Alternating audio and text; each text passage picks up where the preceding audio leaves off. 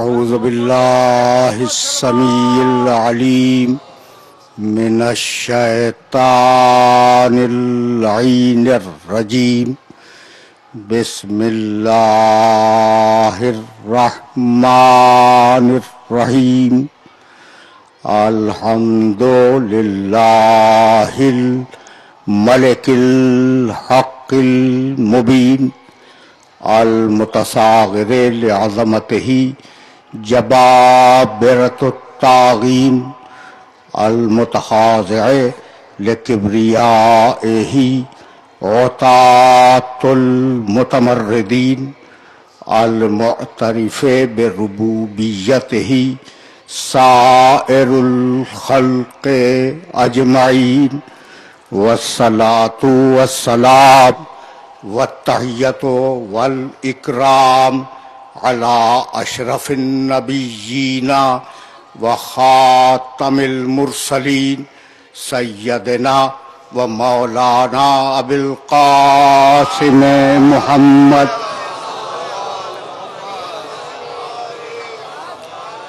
و اہل بیتہ الطیبین الطاہرین المعصومین المظلومین اما بعد فقد قال اللہ سبحانہ وتعالی فی محکم کتابہ المبین بسم اللہ الرحمن الرحیم اقم الصلاۃ لدلوک الشمس الی غسق اللیل وقرآن الفجر انا قرآن الفجر کانا مشہودا ومن اللیل فتہجد بہ نافلۃ لک عسیٰ ان یبعثک ربک مقاما محمودا صلوات.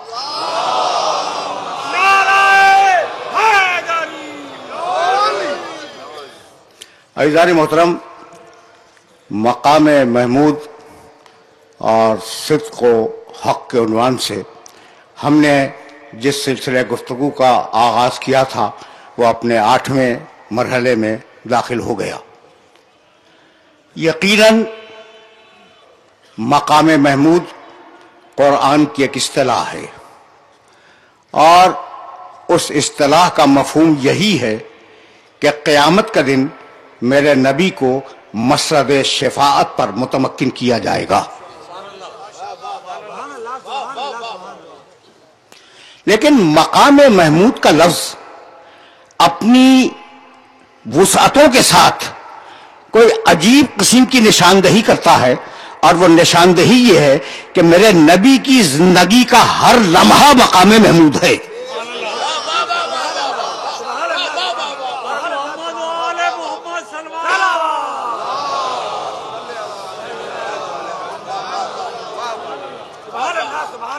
وہ ایک اصطلاح ہے قیامت کی، مقام محمود. لیکن اگر دیکھو تو تمہارے نبی کی زندگی کا ایک ایک لمحہ مقام محمود پر ہے. تو میں کیسے عرض کروں کہ پیدائی آیتوں میں کس طریقے سے پروردگار عالم نے اپنے نبی کی قصیدہ خوانی کی ہے. میں کیسے اپنے سننے والوں کی خدمت میں عرض کروں. یا ایھا المزمل، اے کمبل کے اوڑھنے والے. اب مدثر کا ترجمہ سنو گے؟ مولانا ہدیہ کر رہا ہوں یہ لفظ. مدثر تو بہت مشہور لفظ ہے، لیکن ترجمہ میرا سنیں. یا ایھا المزمل، اے کمبل کے اوڑھنے والے. یا ایھا المدثر، اے کپڑا لپیٹ کے سونے والے.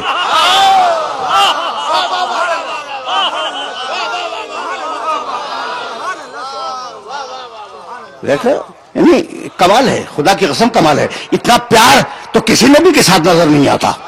اچھا، طٰہٰ، اے طیب و طاہر. یاسین، اے سید و سردار.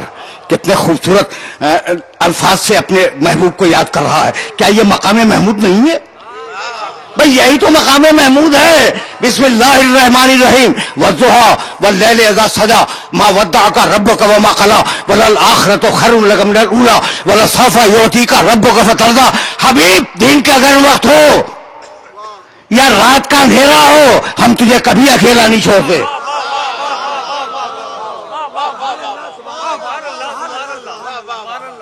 دیکھ رہے ہو؟ والضحیٰ، واللیل اذا سجا ما ودعک ربک وما قلی وللآخرۃ خیر لک من الاولی. حبیب مت گھبراؤ، اس مکی زندگی سے مت گھبراؤ، بعد کی زندگی اس سے بہتر ہوگی. وَلَسَوْفَ يُعْطِيكَ رَبُّكَ فَتَرْضَىٰ، اور تمہیں اتنی نعمتیں دے گے کہ تم ہم سے راضی ہو جاؤ گے. سن رہے ہو؟ اور اب اگر کسی نے میرے نبی کے ساتھ دشمنی کی تو اس کا حشر بھی سنو گے. بھائی اب یہ قصیدہ سنتے جاؤ، یہ قصیدہ سنو. سورہ علق، اس کی پہلی 5 آیتیں قرآن کا پہلا پیغام ہے انسانیت کا نام. اب ان 5 آیتوں کو نہیں پڑھ رہا ہوں میں اس کے بعد کی آیتوں سے 2-4 جملے تمہاری خدمت میں ہدیہ کروں گا. اَرَأَيْتَ الَّذِي يَنْهَىٰ عَبْدًا اِذَا صَلَّىٰ، تم نے دیکھا کہ میرا بندہ محمد نماز پڑھ رہا تھا اور کوئی اسے روک رہا تھا.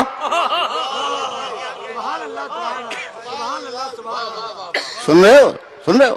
اَرَأَيْتَ الَّذِي يَنْهَىٰ عَبْدًا اذا صلیٰ، جب میرا محمد نماز پڑھ رہا تھا تو ایک شخص تھا جو اسے روک رہا تھا، درمیان سے آتے چھوڑ رہا ہوں. کلا لئن لم ینتہی، اس سے کہہ دو کہ اگر وہ بعد نہ آیا میرے محمد کو ستانے سے تو کلا لئن لم ینتہی لنصفعا بالناصیۃ ناصیۃ کاذبۃ خاطئہ، تو ہم کیا کریں گے؟ اس کی پیشانی کا بال پکڑ کے گھسیٹ لیں گے، ایسی پیشانی جو جہنمی ہے اور خطا کار ہے.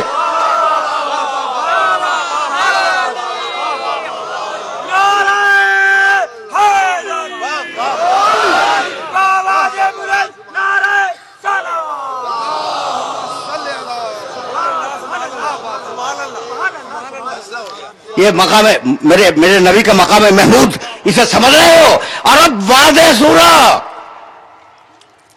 وہ سورہ جو سب کے ذہن کے اندر پہلے سے موجود ہے. حبیب بسم اللہ الرحمن الرحیم، انا اعطیناک الکوثر، حبیب ہم نے تجھے کوثر دے دیا، فصلی لربک، اور اب اس کوثر کے عطا ہونے پر اپنے رب کا شکریہ ادا کر، ونحر، قربانی پیش کر دے، ان شانئک ھو الابتر، تیرا دشمن ابتر ہے، تو اچھی نسل والا ہے. اب جو بھی دشمن رسول ہو وہ ابتر ہے، چاہے تھوڑی دیر کی دشمنی کرے، چاہے لمبی دشمنی کرے، چاہے کھلی دشمنی کرے، چاہے ڈھکی دشمنی کرے.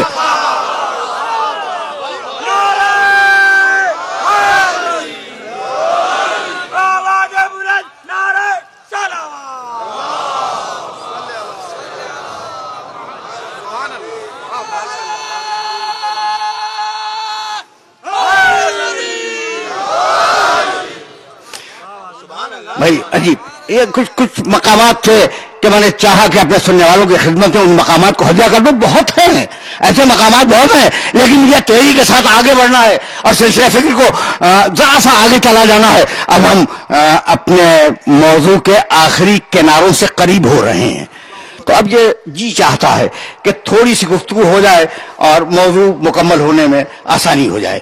اچھا بھائی، تو انا اعطیناک الکوثر، حبیب ہم نے تمہیں کوثر عطا کر دیا، فصلی لربک وانحر. حبیب توجہ رکھنا، اپنے رب کی نماز پڑھو، اس کا شکریہ ادا کرو، وانحر، اور جو کوثر دے رہے ہیں قربان کر دو ہماری راہ میں.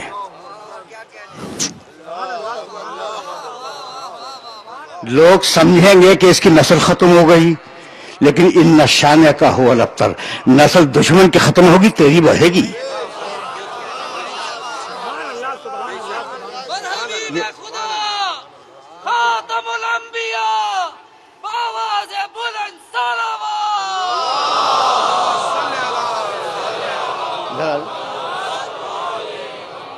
آپ لوگ اور قریب آ جائیں.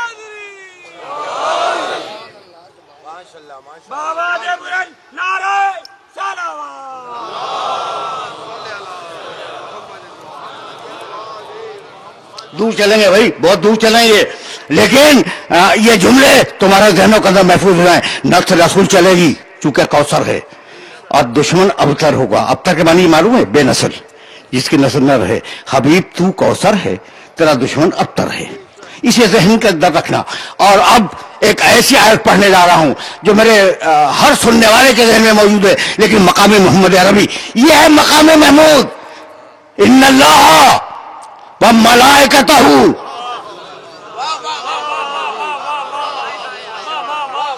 سب کو یاد ہے، سب کو یاد ہے. آگے پڑھو بھائی. یصلون علی محمد نبی. ان اللہ و ملائکتہ، خدا کی قسم. دیکھو بھائی، توریت میں نے دیکھی ہے. میں بہت چھوٹا طالب علم دین کا، توریت پڑھی ہے میں نے، انجیل پڑھی ہے، وید پڑھی ہے، گیتا پڑھی ہے. جہاں جہاں سے جو چیز مل گئی بولتے رہے. پارسیوں کی کتاب میری نگاہ کے سامنے ہے. کسی نبی کو، اب کسی مقدس کتاب میں جتنی بھی نام لے رہا ہوں، جنہیں قرآن الہامی مانتا ہے اور جنہیں قرآن الہامی نہیں مانتا، لیکن ہم حوالے کے طور پہ استعمال کر رہے ہیں کہ گیتا ہو، وید ہو، ینگ ہو، پاجند ہو، کسی کتاب میں کسی نبی کا یہ پروٹوکول نہیں ہے کہ جب نام آئے تو درود پڑھو.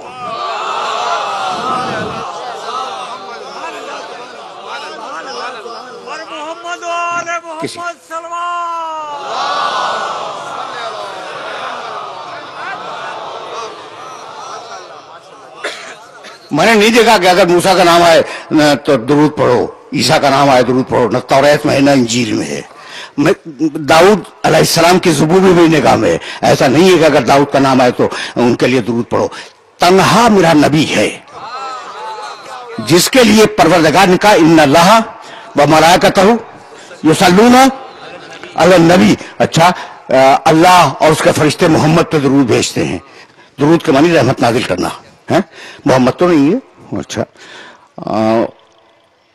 بہت پڑھے لکھے لوگ حد نظر تک بیٹھے ہوئے ہیں. اچھا بھائی، محمد رسول اللہ رسول بھی تو تھے. ان اللہ و ملائکتہ یصلون علی الرسول، نہیں ہے نا؟ اچھا، کہنے لگا سبحان الذی اسری بعبدہ لیلا، اللہ اپنے بندے کو لے گیا رات کے وقت معراج میں. تو اللہم صلی علی عبدہ علی النبی، یہی ہے نا؟ بہت توجہ رہے، بہت توجہ رہے. یعنی درود رسول کے لفظ پہ نہیں، درود عبد کے لفظ پر نہیں. محمد نام رکھا ان کے بزرگوں نے، ابو طالب نے یا عبد المطلب نے، تو درود محمد پہ نہیں، درود نبی پر. بھائی کوئی نہ کوئی مصلحت تو ہوگی نا. بھائی مطلب بتا دوں، اگر مطلب بتا دوں تو تمہاری سمجھ میں آ جائے گا کہ میرا نبی ہے کیا. اگر درود محمد پہ ہوتی تو پیدائش کے دن سے ہوتی. اگر درود رسول پہ ہوتی تو اعلان نبوت کے دن سے ہوتی. اگر درود عبد پہ ہوتی تو معراج کے دن سے ہوتی.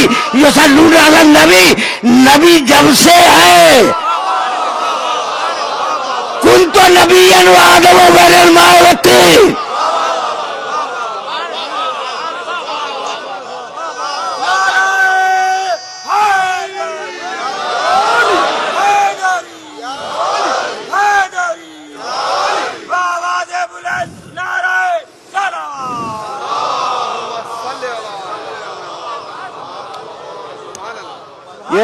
یہ مرحلہ فکر ہی عجیب ہے جہاں میں اپنے سننے والوں کو لے کے آ گیا. یا ایھا الذین آمنوا صلوا علیہ وسلموا تسلیما. اللہ درود بھیج رہا ہے نبی پر. کنت نبیا وآدم بین الماء والطین. تو درود اس وقت سے ہے، یہ تمہارے باپ آدم کا پتلا نہیں بنا تھا. تو ایسا کرو اے ایمان لانے والو، ایسا کرو کہ تم بھی اس پہ درود بھیجو. یعنی وہ کام جو اللہ کر رہا ہے، وہ کام جو لا شریک کر رہا ہے، اس میں شریک ہو جاؤ.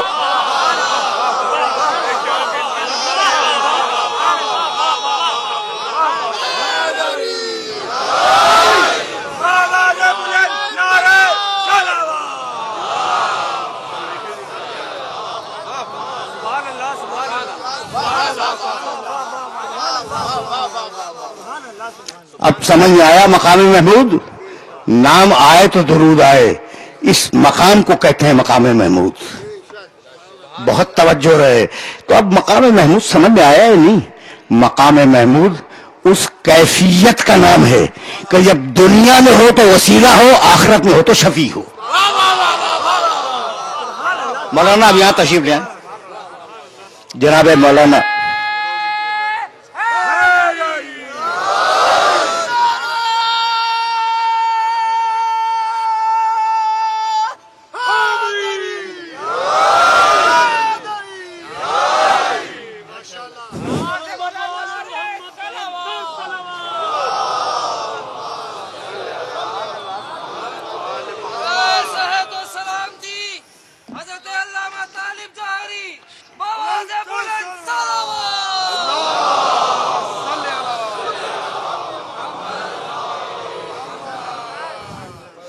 मकाम महमूद समझ में आया? यानी मकाम महमूद उस मकाम का नाम है कि जब दुनिया में हो तो वसीला कहलाए, आखिरत में हो तो शाफ़े महशर कहलाए। अब आगे आगे आगे ना बात वसीले तक। मुझे नहीं मालूम, मौलाना यकीनन वसीले के मोतरफीन में होंगे, मुनकरीन में नहीं होंगे।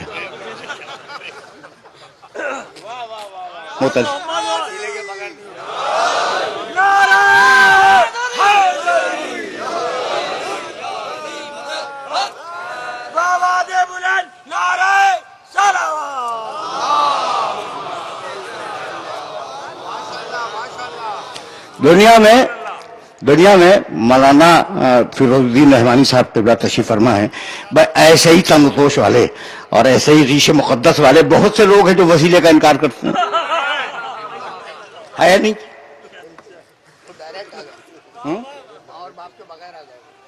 हाँ, डायरेक्ट फरमा रहे हैं कि ये जो वसीले का इनकार कर रहे हैं ये लोग डायरेक्ट आ गए हैं, इनके लिए माँ और बाप का वसीला नहीं था।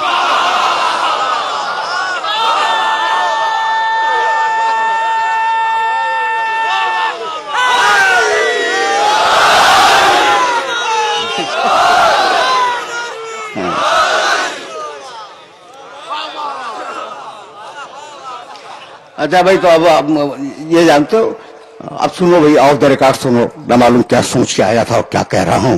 कुरान मजीद में लफ्ज वसीला कुल 2 मकामात पर इस्तेमाल हुआ और उसमें से सिर्फ एक मकाम तुम्हारी खिदमत में हदिया करूंगा, इसलिए कि दूसरा मकाम रिलेवेंट नहीं है, मुताल्लिक नहीं है। बिस्मिल्लाहिर्रहमानिर्रहीम, सूरह माइदा 5वां सूरह है कुरान मजीद का, और उस सूरह की 35वीं आयत तुम्हें हदिया करूंगा। तवज्जो रखना। अब ये कि आज फैसला हो जाए कि वसीला है क्या। 5वां सूरह 35वीं आय मुबारका, या अय्युहल्लज़ीना आमनू इत्तकुल्लाह वब्तगू इलैहिल वसीला वजाहिदू फी सबीलिही लअल्लकुम तुफ्लिहून। बड़ी आयत नहीं है, बड़ी छोटी सी आयत है। ऐ ईमान लाने वालों, एक एक लफ्ज के तर्जुमे पे तवज्जो रखना। या अय्युहल्लज़ीना आमनू, ऐ ईमान लाने वालों, जो ईमान ला चुके, ऐ वो लोगों जो ईमान ला चुके। इत्तकुल्लाह, अल्लाह का तक़वा इख्तियार करो, आमाल सालिह करो। वब्तगू इलैहिल वसीला, और उस तक पहुंचने के लिए वसीला तलाश करो। तलाश करो, बनाओ मत।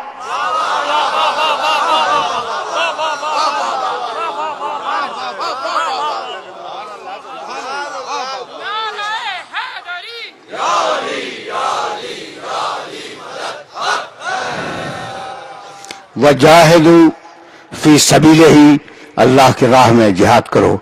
लअल्लकुम तुफ्लिहून, ताकि तुम नजात पा जाओ। अब वो लोग जो किसी जात को वसीला नहीं मानते, उन्होंने कहा कि जनाब इस वसीले से मुराद है ईमान। बहुत तवज्जो रखना, तुम्हारे सामने 3 कौल पेश करूंगा और तुमसे इजाजत ले लूंगा। वसीले के मानी क्या है? ईमान। एक आदमी मुराद नहीं है वसीले से, ईमान मुराद है, नंबर 1। दूसरे बुजुर्ग वो फरमाने लगे कि वसीले से मुराद है नमाज। कुरान में आया है कि नमाज से मदद मांगो, इस्ताइनु बिस्सब्र वस्सलात, नमाज से मदद मांगो, तो नमाज वसीला है। अभी दूसरा कौल आ गया। कहने लगे तीसरे बुजुर्ग, अब नाम लूंगा तो बड़ा वक्त सर्फ होगा, सारे जो बुजुर्ग है ना उनके नाम के साथ इब्न लगा हुआ है, इब्न फला, इब्न फला।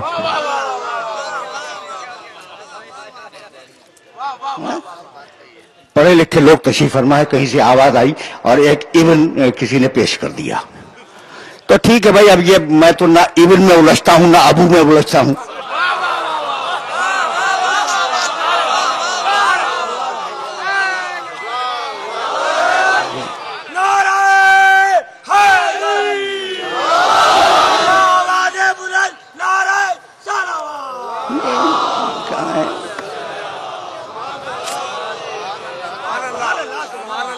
تو ابن اور ابو تو میرا مسئلہ نہیں ہے نا.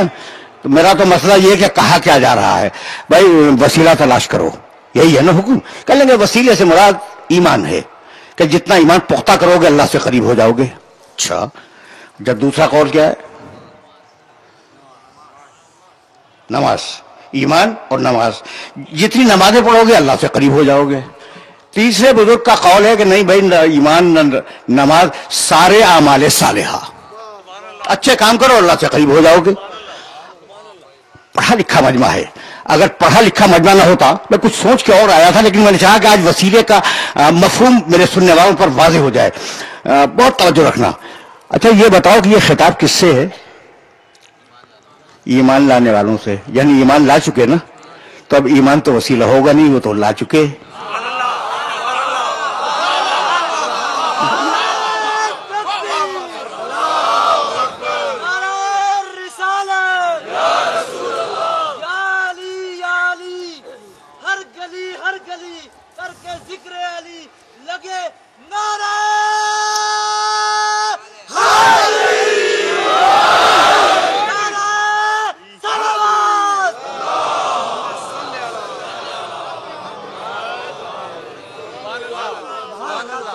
تو ایمان تو ہو نہیں سکتا, اس لیے کہ کہا جا رہا ہے یا ایھا الذین آمنوا, ایمان لانے والوں سے.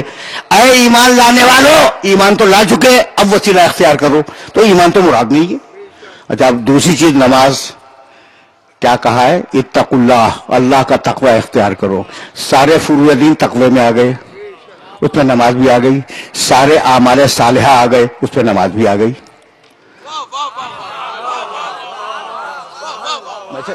میسج پہنچ گیا؟ تو اب اتنا تو مجھے سمجھ میں آ گیا کہ سارے اصول دین ایمان میں آ گئے, سارے فروع دین تقوی میں آ گئے, اور جب آ گئے تو ان سے کہہ رہا ہے, سارے متقیوں سے اور سارے مومنوں سے, کہ وسیلہ تلاش کرو. اس لیے کہ وسیلہ نہ ایمان ہے نہ عمل صالح ہے. اب کیا ہے بھائی؟ دیکھو نا آیت کھولے جب بات واضح ہو تو اب یہ ہے کیا؟ تو اب وسیلے کے معنی اگر دیکھ لو تو پھر وسیلہ سمجھ میں آئے گا. الوسیلۃ ما یتقرب بہ الی اللہ, وسیلہ اسے کہتے ہیں کہ جو اللہ سے قریب کر دے, اب جو بھی ہو. توجہ رکھنا, توجہ رکھنا. اس لیے کہ میں اس مرحلے پہ لے آیا ہوں. ظاہر ہے کہ اب دامن وقت سمٹ گیا ہے نا, اور میرے پاس وقت نہیں ہے. میں نے ایک مثال دی تھی, مولانا آپ اس مجلس میں تشریف فرما نہیں تھے, میں نے ایک مثال دی تھی اور اس مثال کو دہرا رہا ہوں. بھائی بہت توجہ رہے. تو وسیلہ ما یتقرب بہ الی اللہ, وسیلہ اسے کہتے ہیں جو اللہ تک پہنچا دے. کچھ بھی ہو, جو بھی اللہ تک پہنچا دے وہ وسیلہ ہے. تو اب دین تمہارے پاس کس کے ذریعے آیا؟ محمد رسول اللہ کے ذریعے. قرآن کون لایا؟ محمد رسول اللہ.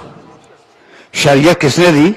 اللہ کی, محمد رسول اللہ نے. تو سیڑھی لگی ہوئی ہے نا. میں نے کیا کہا تھا کہ بھائی جو سیڑھی اوپر سے نیچے آنے کے لیے کام آئے گی, وہی سیڑھی نیچے سے اوپر جانے کے لیے کام آئے گی. اب میں اتنا عقل مند تو نہیں ہوں کہ اوپر سے نیچے جو چیز آ رہی ہے اسے دیکھ رہا ہوں اور اپنے جانے کے لیے ایک نئی سیڑھی لگا دوں. میں نہیں کر سکتا, مگر ملا یہی کر رہا ہے.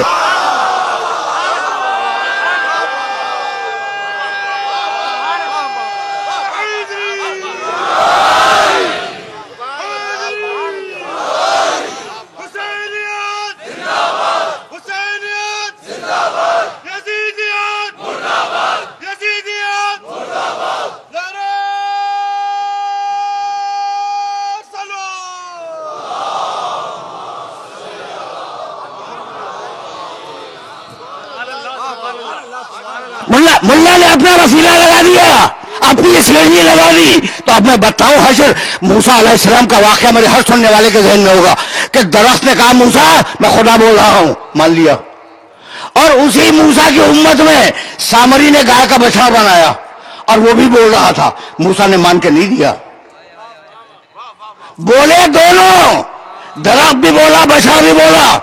درخت کی مان لی موسیٰ نے, بچڑے کی نہیں مانی. تو جو اس کا بنایا ہوا وسیلہ تھا اسے مان لیا, اور جو بندوں کو بنایا گا وسیلہ تھا اسے آگ میں پھینکوا دیا.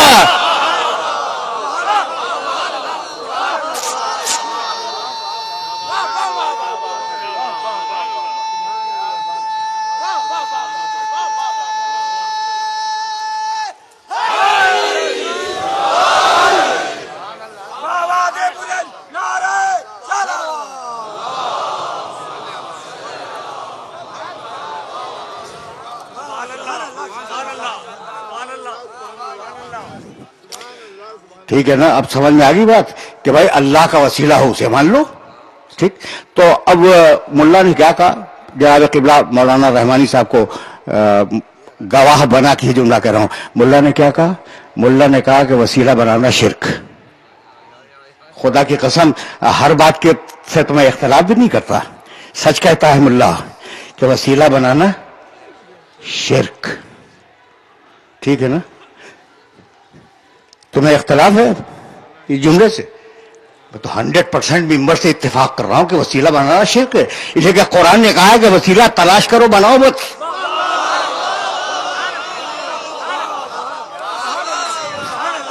تو ہمارا کام وسیلہ بنانا نہیں ہے، نہ قبل رسول بنانا ہے، نہ بعد رسول بنانا ہے.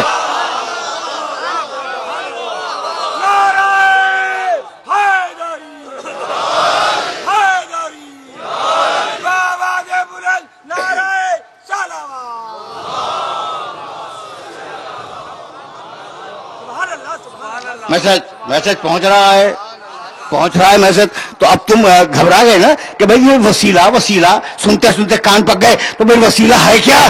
تو ایک مقام کی ایک مثال دے دوں. 39 دن تک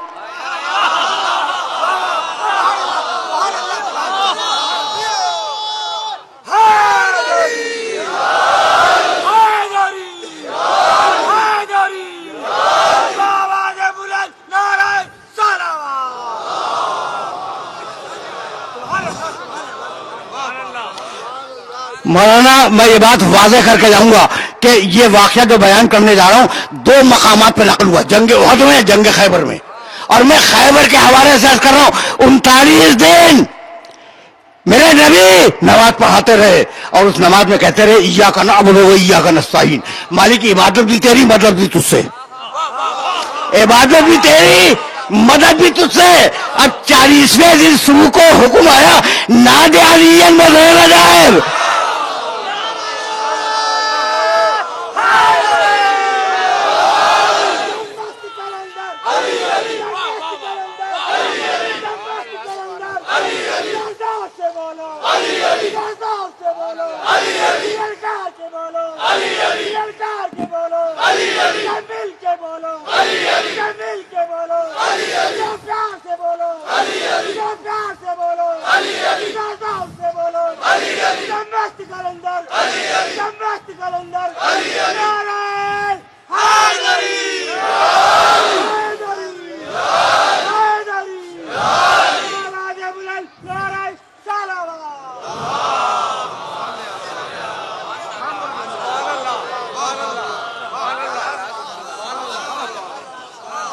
نادی علیین، جاؤ عربی کا لغت دیکھو، نداد کرو علی کو، ندا دو علی کو. ندا کے معنی بلند آواز سے پکارنا. کیا معنی ہے بھائی؟ بلند آواز سے پکارنا. نادی علیین، محمد بلند آواز سے پکارو. علی کو آج پتا چلا کہ یہ نعرہ حیدری بھی سنت رسول ہے. سنو،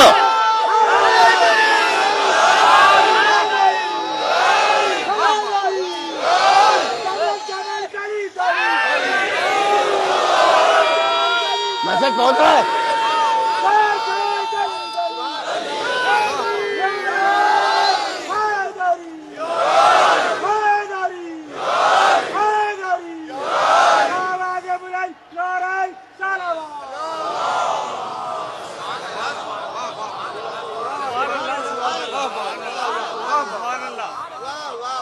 بس بھائی میں آگے جا رہا ہوں اور میں اس مرحلے میں رکوں گا نہیں. نادی علیہ مظہر العجائب. خیبر کے لیے بھی ہے اور غزوہ احد کے لیے بھی ہے. اور بڑے بڑے اکابر علماء جن کا تعلق میرے مسلک سے نہیں ہے، اللہ جو گزر گئے ان پر رحمت نازل فرمائے، ان کی نماز صبح کے بعد جو ان کا وظیفہ تھا، اس وظیفے میں 110 مرتبہ نعت علی پڑھنا شامل تھا. یہ ساری صورت حال اب خراب ہوئی ہے، پہلے بڑی اچھی تھی. نعت علی پڑھی جاتی تھی. نعت علی مظہر العجائب تجد ہو عون لک فی النوائب کل ہم و غم سینجلی. بے ولایت کا، باقی تو لوگوں نے اضافہ کر لیا ہے، بے ولایت کا یا علی یا علی یا علی 3 مرتبہ کہا. جب تیسری مرتبہ کہا ہے نا یا علی، تو اب اگر یہ واقعہ خیبر کا ہے تو خیبر کے حوالے سے 2 جملے سنو اور مجھے اجازت دے دو. اچھا بھائی سنو، واجب جانتے ہو؟ جانتے ہو؟ اچھا بہت توجہ رکھنا. اچھا حرام جانتے ہو؟ واجب حرام. تو مکروہ کیا ہوتا ہے؟ نہ کرنا بہتر ہے، کر لو تو کوئی حد بھی نہیں ہے. اچھا اب بتاؤ کہ سنت کسے کہتے ہیں؟ مستحب. مستحب کیا ہے؟ کرنا اچھا ہے. اور مستحب موقت کیا ہے؟ واجب کے قریب ہے. سمجھ گئے؟ جہاں جہاں تک میرے سننے والے سننا ہے سنے. بھائی میں چھوٹا تھا طالب علم فقہ کا، بہت چھوٹا. کیا سمجھے بھائی؟ واجب جانتے ہو، حرام جانتے ہو، مکروہ جانتے ہو، مباح جانتے ہو، مستحب بھی جانتے ہو. کرنا اچھا ہے، ٹھیک. اور مستحب موقت کیا ہے؟ تاکیدی مستحب جو واجب کے قریب ہے، تاکیدی اسے کہتے ہیں مستحب موقت. سمجھ گئے بات کو؟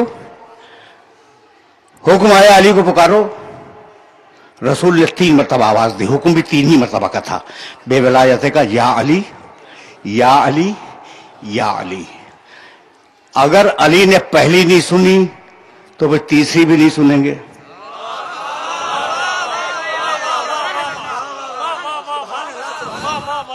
جانتے ہو کہاں پہ علی؟ رسول خیبر کے میدان میں ہیں، علی مدینے کے ایک درخت کے اوپر چڑھے ہوئے کھجوریں اتار رہے تھے، ٹھیک ہے. اب وہاں انہوں نے وہ آواز سنی یا علی، انتظار کیا. پھر آواز آئی یا علی، انتظار کیا. اور پھر آواز آئی یا علی. اب کہا لبیک یا رسول اللہ، اور وہیں سے سیدھے آئے.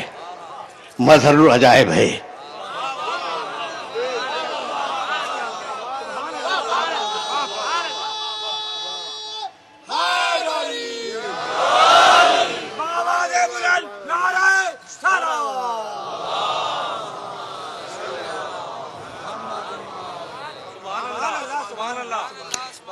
میرا علی مظہر العجائب ہے.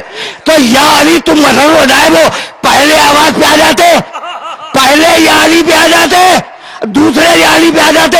یہ انتظار کیوں کیا کہ جب 3 مرتبہ پکارے تو میں جاؤں؟ تو علی جواب یہی دیں گے کہ جاؤ ملاؤں کی کتابوں میں دیکھو کہ 3 مرتبہ جو کام رسول کر دے وہ مستحب نہیں، موکل ہے.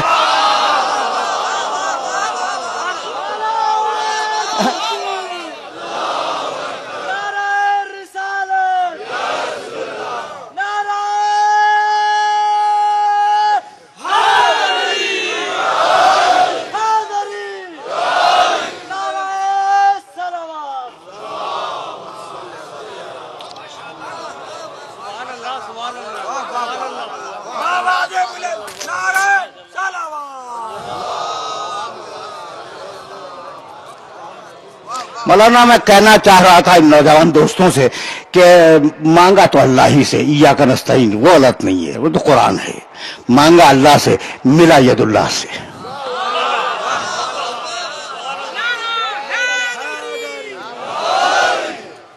بس میرے عزیزو، میرے دوستو، سلسلہ فکر اس مقام سے اب آگے نہیں جائے گا. اور مرحلہ فکر کو یہی روکنا چاہوں گا، لیکن بات تو مکمل ہو جائے. تو سارے نبی بھائی دیکھو، ما یتقرب بہ الی اللہ، جو اللہ تک لے جائے وہ وسیلہ ہے، جو بھی چیز ہو. اللہ تک لے جائے. جو بھی چیز وہ وسیلہ ہے. سارے رسول آئے اللہ سے قریب کرنے کے لیے. سارے انبیاء کیوں آئے؟ اللہ سے قریب کرنے کے لیے. جب یہ کتابیں کو بھیج دی اللہ نے قریب کرنے کے لیے، اللہ سے قریب ہو جاؤ. تو اب اللہ سے قربت کے اسٹیجز ہیں. تھوڑا سا سن لو تاکہ موضوع جسٹیفائی ہو جائے. اور میرے پاس 15 منٹ ہیں تو میں تم سے 15 منٹ میں یہ بات کہہ کر اجازت لے لوں. تو اب اللہ سے قریب ہونے کے اسٹیجز ہیں.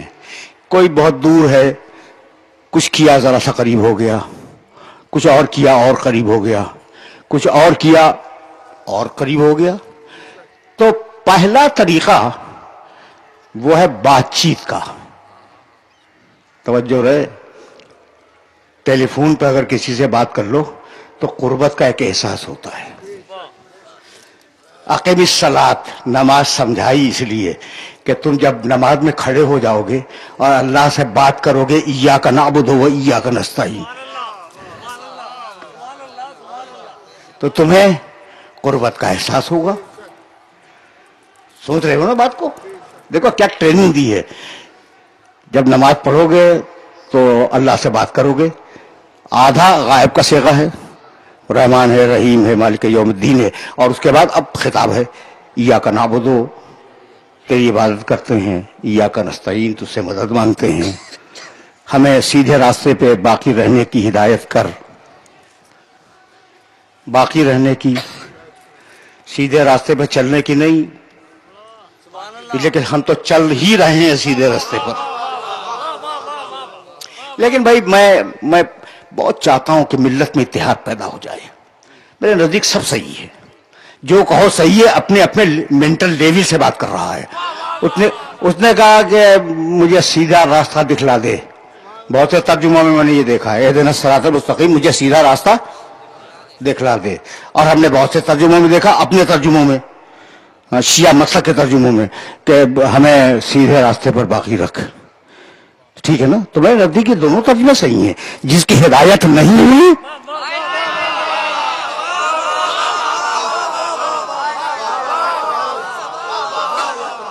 وہ کہتا رہے کہ ہمیں راستہ دکھلا دے، جس کی ہو گئی وہ کہہ کے باقی رکھ.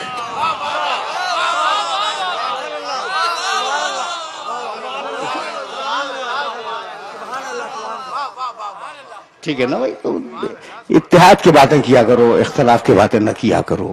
تو اب قریب ہو جاؤ، ایاک نعبد و ایاک نستعین اہدنا الصراط المستقیم. بات کی اللہ سے، توجہ رہے. اللہ سے قریب ہو گئے، تھوڑا سا قریب تو ہوئے نا بات کر کے. اچھا اب یہ کہ یہ جب بات کرو تو وضو کر کے اور ہمارے گھر کی طرف رخ کر کے کرو، اور قریب ہو گئے. توجہ رکھنا اس لیے کہ بات اب مکمل ہونے والی ہے. تھوڑا سا قریب ہو گئے نا، بات کی قریب ہوئے، وضو کیا قریب ہو گئے، اور یہ جو بات کی ہے وہ اللہ کے گھر کے طرف رخ کر کے بات کی ہے اور قریب ہو گئے. اچھا تڑپ تو اور ہے کہ قریب ہو جاؤ، ہے نا تڑپ؟ تو چلے جاؤ حج کے لیے اس کے گھر کے پاس. وہ خود تو نظر آنے سے رہا لیکن قریب تو ہو گئے. یہاں تک آ گئے. اچھا اب کچھ لوگ ہیں جو چاہتے ہیں کہ بھئی اس سے بھی زیادہ قریب ہو جائیں. تو اب ایک ہی صورت رہ گئی ہے، نماز تم پڑھتے ہو، روزہ تم رکھتے ہو، حج تم کرتے ہو اور جاتے ہو، تو اب قریب تو ہو اللہ سے. لیکن تمہاری خواہش یہ ہے کہ ذرا سا اور قریب ہو جاؤ. تو طریقہ بتاتا ہوں، جو اللہ کا اپنا ہو اس سے قریب ہو جانا.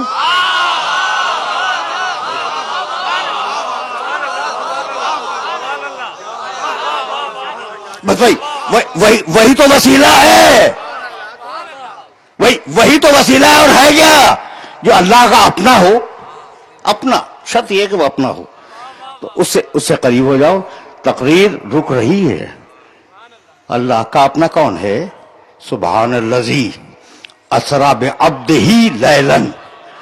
بابرکت ہے وہ اللہ جو لے گیا اپنے بندے کو.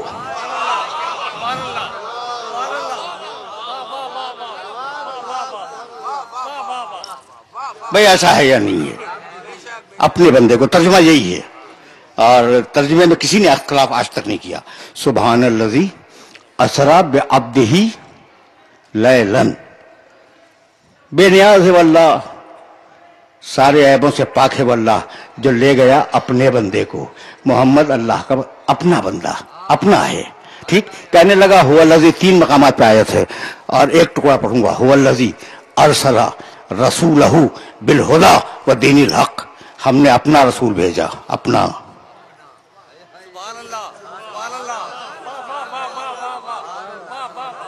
ہم نے اپنا رسول بھیجا. تو کل ایک ملا پوری کائنات میں جو اللہ کا اپنا ہے. اب اس اپنے سے قریب ہو جاؤ، کامیابی نصیب ہو جائے گی. ہو گئی بات؟ سن لیا تم نے؟ اور ظاہر ہے کہ کچھ دقیقے میں مسائل میں لوں گا، لیکن یہ بات کنکلوڈ کر دوں تاکہ میرے سننے والوں تک پہنچ جائے. جہاں جہاں یہ کثیر مجمع مجھے سن رہا ہے، ان سارے محترم سامعین کو متوجہ کر رہا ہوں میں. اللہ کا اپنا کون؟ محمد رسول اللہ. ٹھیک ہے نا؟ اب وہ جو محمد رسول اللہ کے ساتھی ہیں، کیا کمال کے لوگ ہیں. اللہ کے اپنے سے قریب ہو جاؤ. سنو بھائی، کبھی ایسے بھی سنا کرو. اور یہ جملہ جناب مولانا رحمانی اور دوسرے علماء جو تشریف فرمائے انہیں ہدیہ کر رہا ہوں میں. اللہ کا اپنا میرا نبی اللہ کا اپنا ہے. اب اس اللہ کے اپنے سے جو قریب ہو جائے گا وہ اللہ سے قریب ہو جائے گا. اب وہ جو میرے نبی کے ساتھ ہیں وہ کتنے قریب ہیں سمجھو. صحابہ کرام کی فضیلت کو سمجھو کہ یہ کیسے بڑے لوگ تھے.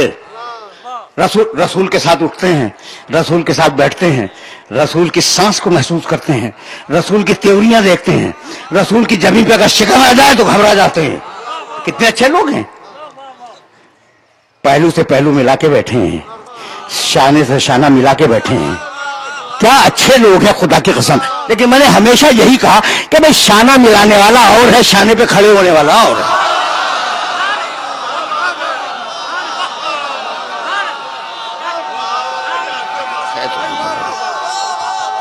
سب بزرگ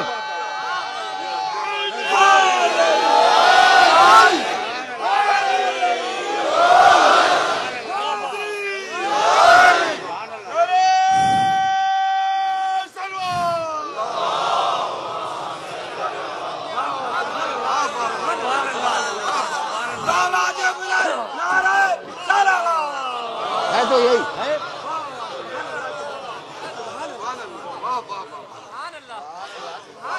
دیکھو بھائی، اب ایک جملہ سنو. جب میں کوئی چیز بتلاؤں تو اسے پوری توجہ سے سن لیا کرو. ایک ہوتی ہے زمانے کی قربت، ہم ایک زمانے میں قریب ہیں ایک دوسرے سے. اب دیکھو جو کوئی چین جاپان میں ہے وہ بھی ہم سے قریب ہے چونکہ ہمارے زمانے میں ہے. ٹھیک. تو ایک ہوئی زمانے کی قربت. دوسری قربت زمین کی قربت کہ ہم ایک ساتھ بیٹھے ہوئے ہیں. تو ایک زمانے کی قربت، ایک زمین کی قربت، دو ہو گئی. تیسری ہے نظریے کی قربت، ذہنی قربت. سب کلمہ پڑھتے ہیں رسول کا، کتنے قریب ہیں رسول سے. خدا کی قسم کھا کے کہہ رہا ہوں کہ اتنے قریبی دنیا میں نہیں ملیں گے. لیکن تو رسول ہی چلا گیا. قسم کھا کے کہہ رہا ہوں کہ اتنے قریبی. اچھا آپ رسول کے ساتھ، رسول جا رہے ہیں حج کے لیے، آخری حج کے لیے جا رہے ہیں، رسول کے ساتھ گئے ہیں تو کمال ہو گیا. حج بھی ساتھ کیا، نمازیں ساتھ پڑھی، کلمہ پڑھتے ہیں رسول کا، رسول کے پہلو میں بیٹھتے ہیں، رسول کے سامنے بیٹھتے ہیں. اور اب رسول حج کر کے پلٹا تو اتنے قریب لوگ ہوں گے کسی کے پاس؟ کسی زمانے میں محمد رسول اللہ سے اتنے قریب لوگ کہیں ملیں گے؟ نہیں ملیں گے نا. یہ بزرگ بیٹھ جائے تو میں عرض کروں. پر محمد و آل محمد سلام. بس چند دقیقوں کی زحمت ہے، بہت مختصر سی زحمت ہے، لیکن یہ جملہ تم تک پہنچ جائے ورنہ میری محنت ضائع ہو جائے گی. کتنے قریب لوگ رسول کے زمانے کے، رسول کی زمین پر، رسول سے ذہنی ہم آہنگی رکھنے والے، رسول ماننے والے، رسول کے اللہ کو ماننے والے، رسول کے ساتھ نمازیں پڑھنے والے، رسول کے ساتھ روزہ رکھنے والے، کتنے اچھے لوگ ہیں. اتنے اچھے لوگ اب دنیا میں نہیں آئیں گے. رسول کے ساتھ حج کیا، رسول کے ساتھ پلٹ رہے ہیں، اور ایک دن رسول نے انہیں روک لیا، ان قریبیوں کو، اور کہا بھائی سنو، اس کو مولا بغیر مانے بغیر نجات نہیں ہوگی.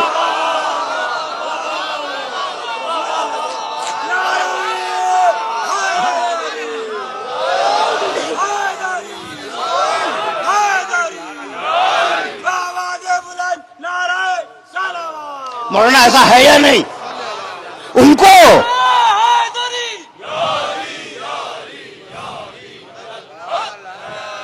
انہیں رسول نے روک لیا غزوہ خون کے میدان میں، اتنے بڑے لوگ، اور کیسے مولا مانو.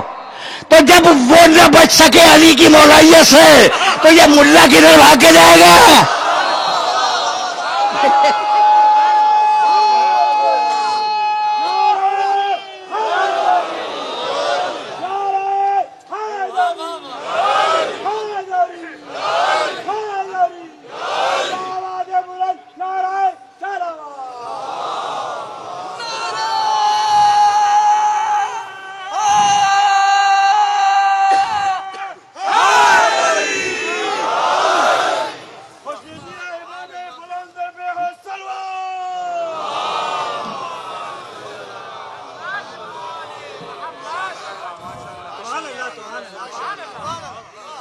یہ جو نوجوان میرے بائیں طرف بیٹھے ہوئے ہیں، ان کے خدمت میں یہ جملہ ہدیہ ہے کہ بھئی میرا کوئی ذاتی جھگڑا کسی ملا سے نہیں ہے. یہ تو نظریاتی اختلافات ہیں.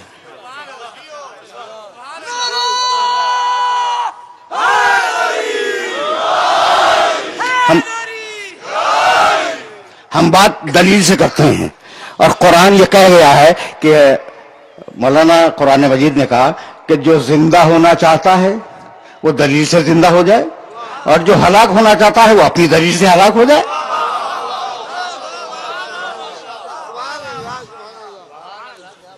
ٹھیک ہے نا؟ اب گفتگو اس مرحلہ فکر پر رک گئی. اسے مولا مانو. اتنے بڑے لوگ کائنات میں اتنے بڑے لوگ نہیں آئے.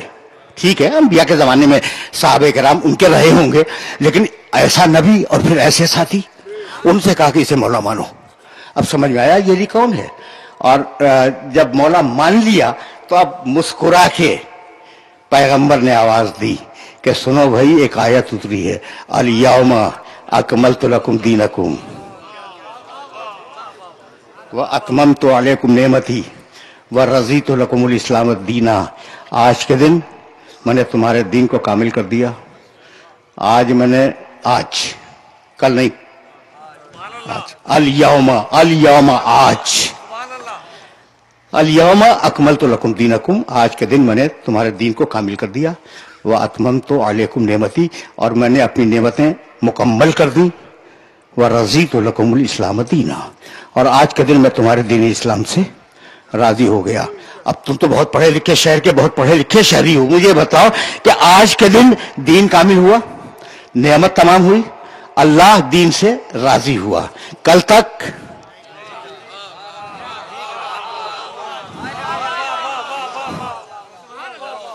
میری زبان سے وہ لفظ نکل نہیں رہا ہے، میری زبان سے وہ لفظ نہیں نکل رہا ہے. آج کے دن میں نے دین کو کامل کیا، آج کامل ہوا، آج نعمت تمام ہوئی، آج اللہ دین سے راضی ہوا. کل تک کی تو گارنٹی نہیں ہے نا. تو کل تک لا الہ الا اللہ تھا، محمد رسول اللہ تھا، نہ نعمت تمام ہوئی، نہ دین کامل ہوا، نہ اللہ راضی ہوا. ادھر علی ولی اللہ آیا، نعمت بھی تمام ہو گئی، اللہ بھی راضی ہو گیا.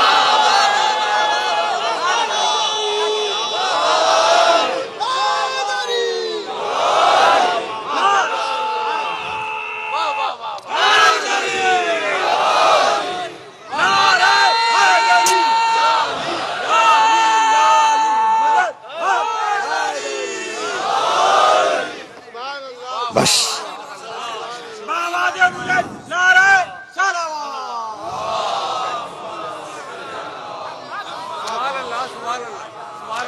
میرے عزیزوں، میرے دوستوں، گفتگو اس مرحلے پہ رک رہی ہے.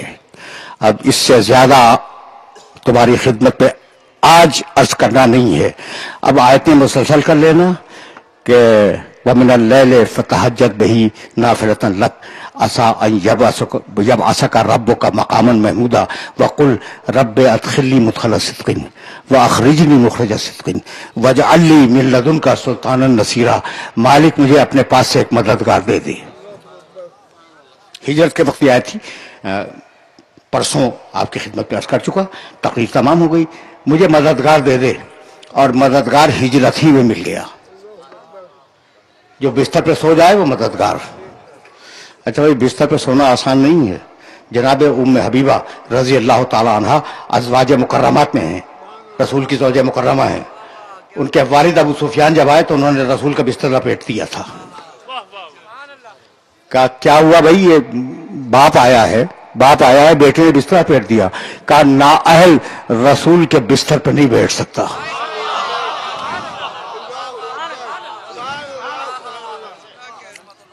یہ ہے رسول کا بستر. نااہل رسول کے بستر پر بیٹھ نہیں سکتا. اور علی کو بیٹھنا نہیں، یہ سونا ہے.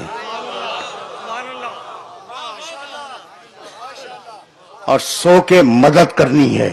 تقریر اس مرحلے پہ اختتام پذیر ہوئی. علی سلطان نصیر، رسول کا مددگار، اور خاندان سے نہیں اٹھا، اللہ نے سے بھیجا ہے. میرا مشن رہا ہے کہ میں بتلاؤں کہ علی نے جو مدد کی ہے نا، وہ مامور من اللہ بن کے مدد کی ہے. اللہ کی طرف سے بھیجے گئے تھے. لیکن اب وقت نہیں رہا. لیکن ایک جملے سے مصائب کی طرف تو جانا ہے نا. جیسا رسول کے لیے علی، ویسا حسین کے لیے عباس.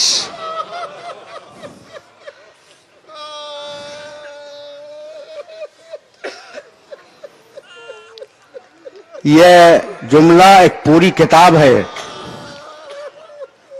جیسے رسول کے لیے علی تھے، ویسے حسین کے لیے عباس تھے. عقیل سے کہا تھا کہ عقیل تم عرب کے بہت بڑے شجراداں ہو، میرے لیے ایک بہادر خاندان کا انتخاب کرو تاکہ میں ایک لڑکی سے عقد کروں. لے تلدا لی غلامن فارسا، تاکہ اس کے بطن مبارک سے، اس خاتون کے بطن مبارک سے ایک بہادر بچہ پیدا ہو جو کربلا میں حسین کے کام آئی. عقیل نے انتخاب کیا حضرت ام البنین کا، ایک بہادر قبیلے سے. دلہن بن کے آئیں. عباس پیدا ہوئے. واقعہ بہت تفصیلی تھا، میں نے مختصر کیا. عباس پیدا ہوئے. جب عباس پیدا ہوئے تو سفید پارچے میں لپیٹ کر علی کی گود میں دیا گیا. تاریخ لکھتی ہے کہ بچہ جب علی کی گود میں آیا تو علی نے اس کے دونوں شانوں کا بوسہ لیا.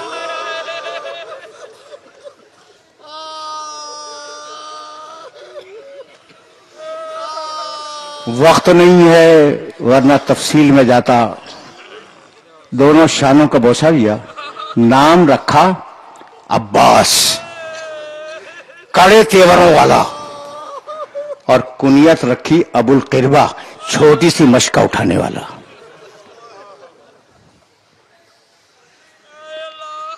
کیوں پیدا ہوئے عباس؟ کربلا کے لیے. بہت میرے پاس سخنہائے گفتنی ہے، لیکن واقعاً وقت نہیں ہے اور 2-4 دقیقوں میں بات کو مکمل ہو جانا ہے. وہ عباس جو پیدا ہوا تھا کربلا کے لیے. جب مجھے معلوم ہے کہ عباس پیدا ہوئے کربلا کے لیے، تو کیا عباس کو نہیں معلوم ہوگا؟ 9 محرم کی شام تھی. زہیر قین کے دل میں یہ خیال پیدا ہوا کہ بہرحال عباس سگے بھائی تو نہیں ہے حسین کے، کہیں ایسا نہ ہو کہ عباس حسین کا ساتھ نہ دیں. کہنے لگے عباس، سنو بھائی سنو، کہنے لگے عباس مجھے تم سے کچھ کام ہے. کہا بتلاؤ. عباس گھوڑے پہ سوار ہیں، زہیر قین بھی گھوڑے پہ سوار ہیں، اور 9 محرم کی شام ہے. عباس تم سے کچھ کام ہے. کہا بتلاؤ کام کیا؟ کیا سامنے سب کے نہیں بیان کروں گا. خیمے کے پیچھے گئے گھوڑا لے کے، کھڑے ہو گئے عباس. کہا عباس، زہیر قین نے، عباس تمہیں کچھ معلوم ہے کہ تمہارے باپ نے تمہاری ماں سے شادی کیوں کی تھی؟ بس یہ سننا تھا کہ عباس کی تیوریوں پہ بلا گئے. کہا زہیر خان صاحب بتلاؤ کہنا کیا چاہتے ہو؟ کہا تمہاری ماں سے شادی اس لیے کی تھی کہ ایک بہادر بچہ پیدا ہو اور وہ کربلا میں حسین کے کام آئے. تو کل کا جو دن ہے نا عباس وہ معرکے کا دن ہے تو کہیں کمی نہ کرنا. بس یہ سننا تھا کہ عباس نے انگڑائی لی, لوہے کی ذرا ٹوٹ کے گر گئی.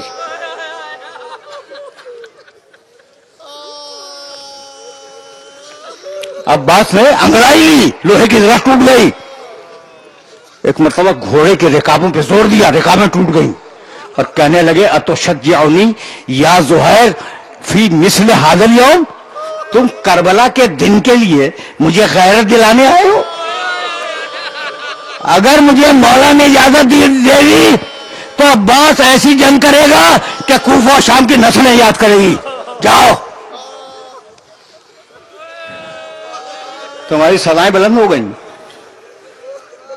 حق ادا نہیں ہو سکتا ابو الفضل عباس کے مصائب کا, لیکن دو جملے سنو اور مجھے اجازت دے دو. عاشور کا دن آیا, سب گئے اور عباس حسین کے ساتھ مل کر ان کے لاشیں لاتے رہے. ایک وہ مرحلہ آیا کہ عباس نے کہا کہ مولا اجازت ہے کہ میں جنگ میں جاؤں؟ کہا عباس تمہیں اجازت نہیں دوں گا, تم میری فوج کے علمبردار ہو. فنظر یمینا و شمالا, عباس نے داہنے دیکھا, عباس نے بائیں دیکھا اور کہا مولا اب وہ فوج کہاں ہے؟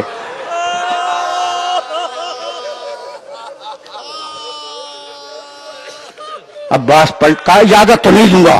عباس پلٹے, دو جملے سنو. عباس پلٹے, اب پلٹ کے اکڑوں بیٹھ گئے اور سوچنے لگے کہ مولا نے اجازت نہیں دی, میں پیدا ہوا ہوں آج کے دن کے لیے, مولا نے مجھے اجازت نہیں دی تو کوئی ترکیب ہو جائے کہ مولا اجازت دے دیں. اتنے میں اندر سے خیمے سے آواز آئی کہ پھوپھی اماں میں بہت پیاسی ہوں.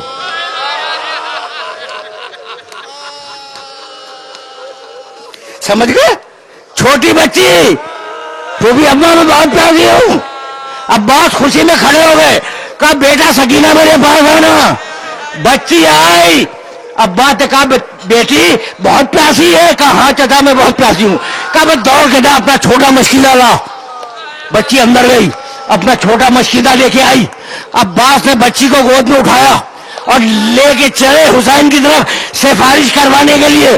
دور سے حسین نے دیکھا, کہا جاؤ عباس میں نے تمہیں اجازت دے دی, جاؤ سکینہ کے لیے پانی لاؤ.